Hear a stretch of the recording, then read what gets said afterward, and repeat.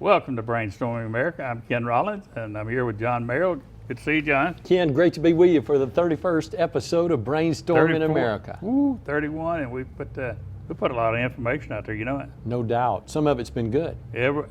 Some of it. We work hard to get this stuff for the people out there, man.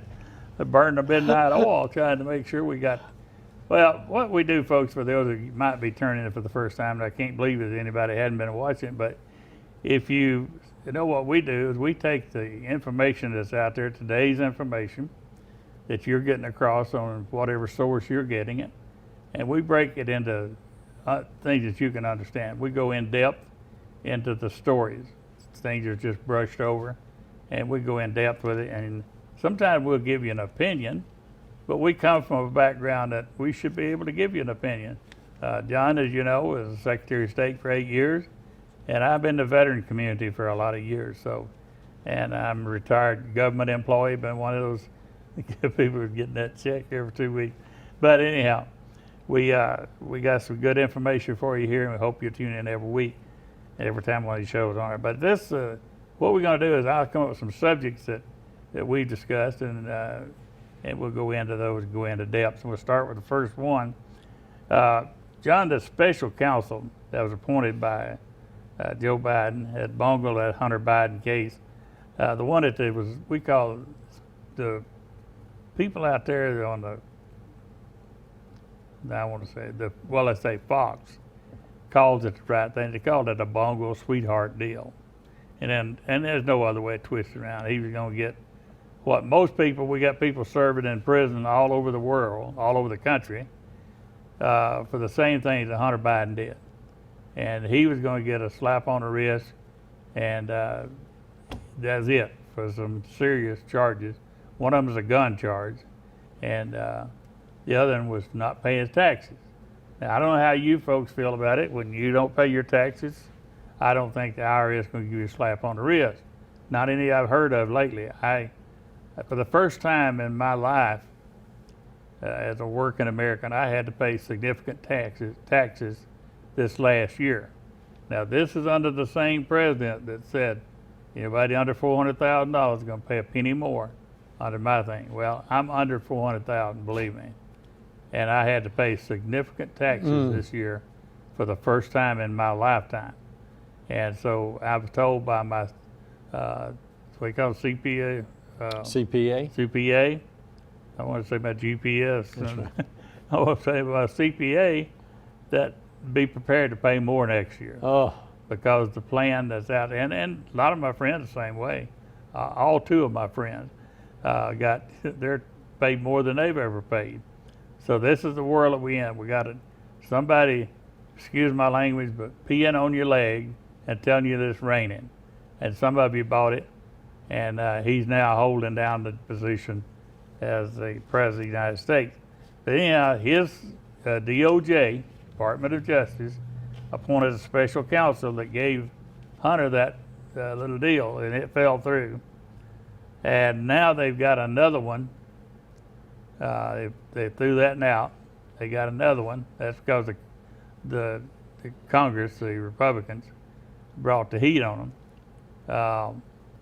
And those whistleblowers that came in from the IRS. Now they've got another, but they've let the what do they call it, the time run out on him, and he's not obligated to face charges on it. But they've got another special counsel who was the other one before that had been in the office visiting with the Biden associates, and he is now the special counsel who's going to come up with the next charges on Hunter Biden. Why is that important to you? It's because it's a two-tier justice system. One for them and one for us.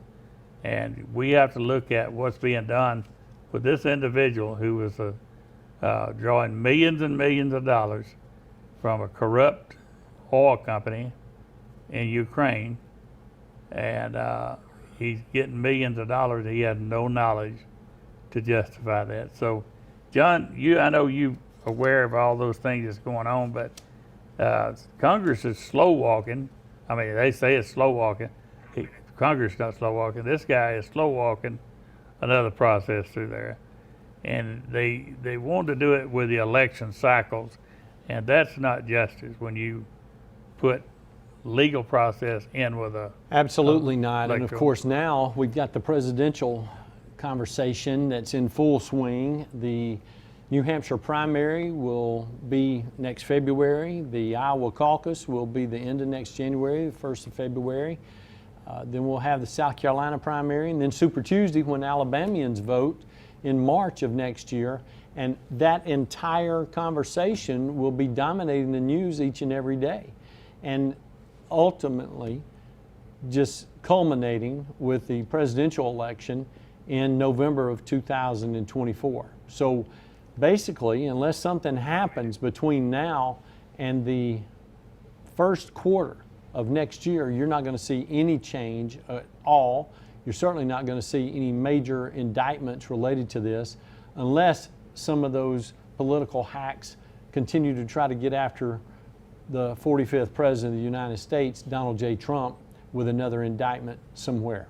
Of course, he's already made it clear. One more indictment, he thinks he's going to walk straight into the White House for his second term. Absolutely, that's what I was saying.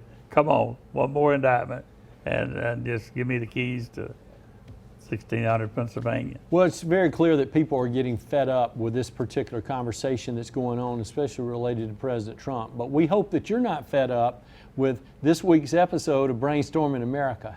We hope that you'll take a break, maybe go get a Coca-Cola and some potato chips, sit back down on your couch, and join us for the next segment of Brainstorming America. Welcome back to Brainstorming America. Ken Rollins here with John Merrill. And we're talking about some of the things. When we went to the last break, we were talking about people were fed up with the two-tier justice system, and that is just, that's one of the things of going through this show is to let you know why it's important to you, because this is stuff that, even though it's in Washington, D.C., with the Hunter Biden thing, it will affect you down the road. And I hope we get into the election situation, because John was the Secretary of State, and he can give us some good information on that. So let's go to, I just want to throw this out there because I picked up from one of the major networks, Middle Americans, that's us, Middle Americans are now paying $709 more per month in inflation. Now that includes your electric bill, your gas bill, if you got gas in your home, that means your water bill. I mean, everything it takes you to live is $709 more per month in the United States since this president took office. And so you think about that when you start doing your little, well, I got to pay the rent this time, the mortgage or whatever, and then you start, I'd have $709 more to do this if it wasn't for this administration we got in there now. Well, Ken, off the record a few moments ago, you shared some thoughts with me about one of your friends that manages one of the larger stores in this particular part of the state, and he was being questioned by you, I know that's odd for the viewers to believe that that actually occurred, about why cost had increased. Why don't you share that story that he shared with you about how his cost had increased? I'll make it as simple as I can. I was talking to the manager of a Winn-Dixie store, a particular one, and my milk had went up 16 cents from the last week that I was in there. And I asked him, he was back in one end of the dairy products and I was another, and I just yelled back there, and I didn't do it real angry. I just said, Mark, he comes up here. Now I told you what store it is. Mark comes up there and he looks at, I said, why is the milk up? He said, hold on. He goes back and he gets a clipboard, and he comes out and he shows me his bill of lading. If you know anything about that, that's what it calls ship stuff. We use UPS, whatever, but the stores, to bring this milk in on these big pallets, hundreds of pounds and gallons of milk, it cost them to be shipped here by roadway and other truck lines. But he had a bill of lading where he was paying $116 for those pallets like 3 months before, 2 months, whatever. Now he's paying $60-something plus in addition to what he was paying before, more. So how does that store manager get that cost down? And he has to put it on me. He has to increase the cheese, the milk, the crackers, everything in there that came in on that truck cost him more to get it. Well, Ken, look, it's important for people to remember not that long ago, we were seeing whenever you paid with a credit card at a restaurant, that your cost was what the bill was, what the taxes were, and then what the tip was that you left. Now there's a convenience charge for using credit cards. And the reason that the restaurants are charging you that is because before they were eating that convenience charge. And now, because they're not able to keep up with their cost, they're having to pass that cost on to you. This is a great example that Ken just shared about what he has seen at a local grocery store where he shops. Each and every one of you are seeing the same thing at the places that you do business each and every week, whether it's a grocery store, whether it's a convenience store, whether it's a department store. You're seeing it online. You're seeing it everywhere. And we have got to stand up and say, we're not going to take this anymore. We've got to quit relying on the government to tell us what direction we need to go, what the sources the market needs to be considering, and allow the market, the free market, to take over again and direct us as we're trying to move forward and to remain the strongest country in the world. Well, by doing these shows, TV 24, I'm out in the area and at that store, and I see people in there that recognize me from the TV, and we end up in conversations. And I know you find that shocking that I'd have conversation with people outside of here. Anywhere. But so shy. But anyhow, some of the people are asking, they're so frustrated. Why is it so high now? And when I tell them, I'll even go get the manager to show them.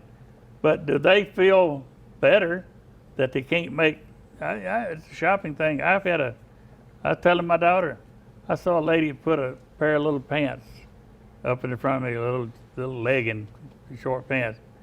And I knew when people do that, that means that they can't afford it, you know. And when she did that, I pulled them off of there and I put them over here. And I told the lady behind the counter, whispered to her that I put them on mine. And there's only like $7, $8. Didn't know this lady, but she was cutting back. And I knew, looking at her age, I said, you got a grandbaby?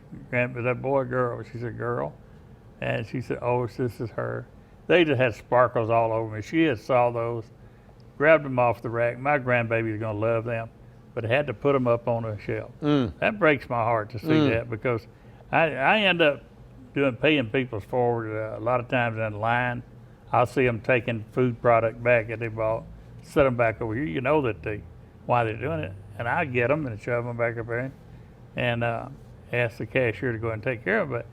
But I can't take care of everybody. But I mean, this is the real deal. If you see a truck, when I told you about the bill of lading, when you see these trucks come down the road and you're cutting them off and running in front of them, those are the people that's bringing you the product. They're not charging more because they just want to get more paid. They're trying to pay for the one thing, and you and I talked off camera. A 13-year-old could go into the White House right now and cut down, put us back to making America great again by drill, baby, drill. That's right, and we want you to help us make America great again by joining us on Brainstorming America for the final segment when we return. I love it. You like that, Leah? You Donald Trump fan? She's the one that got me on Donald Trump. We went to Birmingham. I knew I loved her. We went to Birmingham. We went to Birmingham when he was there before he ever got elected president. And we both of us nearly got in a fight. They let a bunch of people in, broke line on us. I got mine stopped and she got hers stopped. And we put them back where they're supposed to be. But we were both about ready to go to jail. You remember that? You didn't think he was going to be president? No, I didn't. She was all over it. She was on some Donald Trump before Donald Trump was cool. The lady that does my nursing or house thing and stuff like that. My family found out I love Donald Trump. She loves her some Donald Trump, but she can't tell her family. Yeah, we sit there and watch all this stuff going on. And she said, "Well, that if my folks would look and see what he did for our community, they might think again." But I said, "Well, do this. Ask them what the Democrats has ever done for your community, ever in the history." I worked for George Wallace back in them days, and Lurleen. You remember them? Absolutely. You know, Billy Joe Kemp. You remember that name? Absolutely. Elvin Stanton. Oh yeah. I was getting a book done for George Wallace for Simon Schuster Book Company. MJ, we ready? You didn't Wrapping it up. Last segment. You didn't ask me was I through. I knew you were.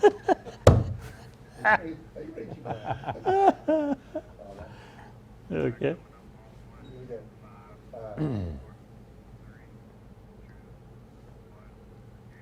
Welcome to Brainstorming America. Welcome back to Brainstorming America. We appreciate you sticking with us.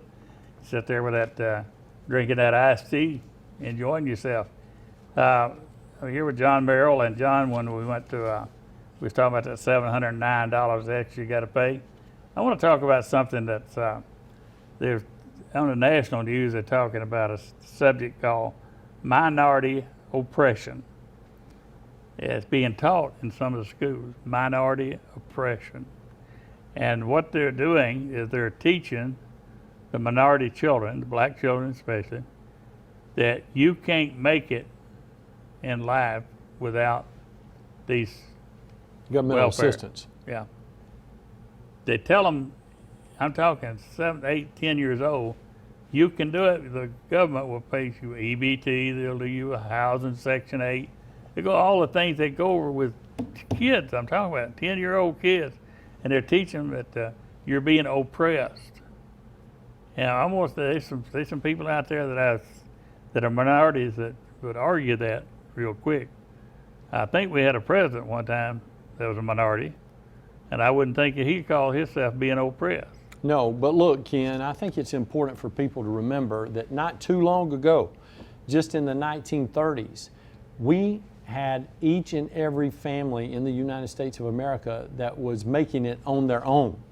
And of course, because of the Great Depression and a lot of the struggles that were introduced at that particular time, President Roosevelt took the members of Congress and actually just changed America forever by introducing the alphabet agencies, the Civilian Conservation Corps, the different segments of population, whether it be work-related or government-related, to introduce different things that needed to be done to try to make America return to being a strong country.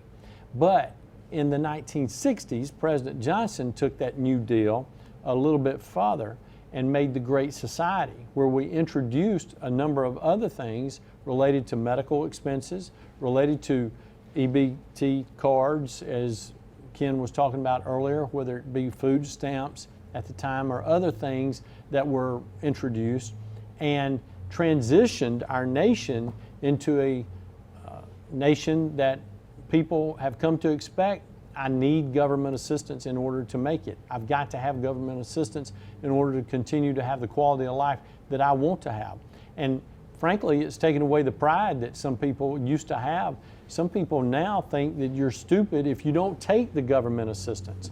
So we're really in a bad state of affairs when we're talking about where our country is today with having national pride and trying to move forward to distinguish ourselves as the greatest country in the history of the world, when many people are just trying to see how many advantages they can get from the government as they try to move forward with their particular situation each and every day. We saw that a lot after the pandemic with that $1,200. We saw that everybody said that's the way to go. I mean, this. I think we see it now going over into the schools. You don't have to pay your debts. I got a daughter that's here today. I got like $12,000-15,000 that I had to pay Sure. for her college, and I haven't seen anybody come knocking at my door and say we're going to give it back. I wish they would, but I know if they did, John, I know where it's coming from. It's out of your pocket. Exactly. And I would appreciate. I appreciate. Thank you for that. If you do that, I knew you'd If like you, it. If you decide to jump in there and help me out, help a brother out, if you would, you know. But that is something to know, that children today are being taught you can't make it. You can't make it because out there by hard work. The government's gonna take care of you because you are oppressed. But that's enough of that. But New Jersey is in a legal fight right now over the schools about birth gender teaching, and that was what we talked about earlier. But they're into court with theirs, and then there's over in North Carolina, they got a form that they're passing out to the teenagers now, and this form is, again, it's back to gender surveys, is what they're called, and these questions are: have you ever felt like you should be a different sex? Are you a boy? Did you ever think you was a girl, or whatever? Check off all this stuff. They're asking teenagers now to start thinking about this. And then you say a teenager just broke up with a boyfriend, depressed. Oh, that's what it is. I should be a boy, you know. And they're going. This is not just in the elementary. They're coming on up there now. The teenagers, they're getting it every way they can to try to change who we are as a people. That's the way it seems to me. No question about it. And it's a group of people that are trying to make sure that they influence the rest of us with their own political philosophies and their own economic philosophies about where our nation should be and why it should be that way. And as we continue to allow that debate to move forward without standing up and pushing back because we're afraid we're going to get canceled, or we're afraid that there's going to be sanctions placed on us, then it puts us in a defensive posture. But if we want to preserve the future of the greatest nation in the history of the world, we have to push back, and we have to make sure that they know that's not acceptable. It's good to have the conversation, but for one group of people to think that they can advance their agenda on all of us is wrong. Let me ask you a question, changing the subject to something else. When we talked here before, I fell upon you as a former legislator from Alabama and a Secretary of State. Recently, we had a redistricting situation that ended up in court. And I hear some saying that we didn't obey the court's ruling. Do you know what I'm talking about? I do know what you're saying. And part of that is a concern, Ken, because there are some groups of folks that think that 2 majority-minority districts needed to be created in the state of Alabama because we have a 26% population of African Americans. But the difference is people in Alabama can live wherever they choose to live. And so there are certain pockets of folks that live in certain areas, but you cannot physically create 2 majority-minority districts and have people be able to vote for an individual in that area to make that work. And so a lot of the people who are saying the legislature didn't do what they were charged to do, I think they're in error. Yeah, well, I can remember a lot of these districts when they had cotton mills before the NAFTA came around. We had working people gathered in this one section. Yes, sir. And you know these working people that have joined us this week, we're excited about them joining us again next week. True that. For the next episode of Brainstorming America. We'll see you next time.